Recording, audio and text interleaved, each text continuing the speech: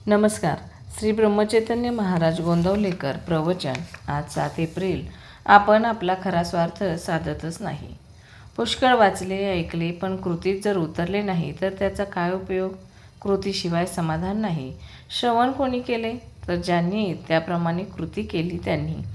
संतांच्या सांगण्याचा आपण विचारच केला नाही, त्याचे मननच जर केले नाही तर पुष्कळ सांगितले तरी त्याचा काय उपयोग?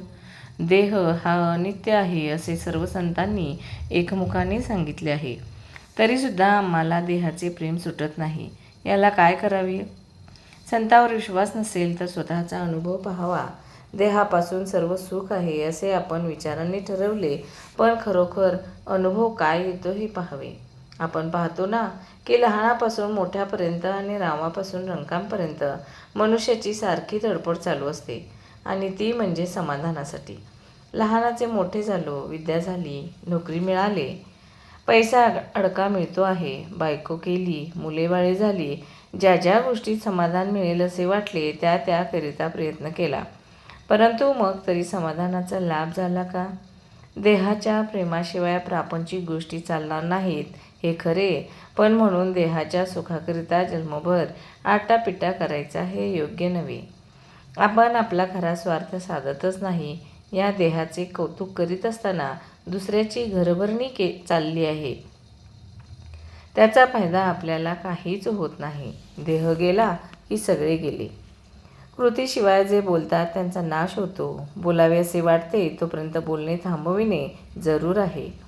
स्वातंत्र्य आणि स्वैरवर्तन बाहेरून सारखीच दिसतात, पण त्यांच्यामध्ये फार फरक आहे. स्वातंत्र्य हे पवित्र आहे, तर स्वैरवर्तन हे घाणेरडे आहे.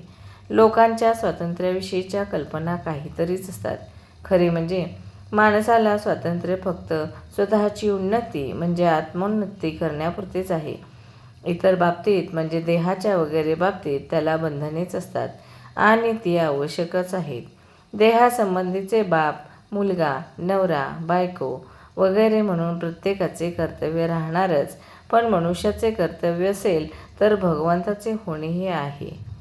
ऑफिसला जाणाऱ्यांनी आपले कर्तव्य नीट बजावावे, घरातल्या मंडळींनी आपले काम मन लावून करावे, आणि हे सर्व करून राहिलेला वेळ भगवंताच्या नामात घालवावा.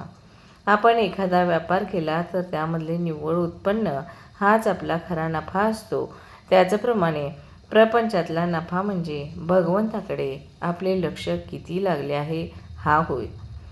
जेथे कर्तव्याची जागृती आणि भगवंताची स्मृती आहे तेथेच समाधानाची प्राप्ती होते. धन्यवाद.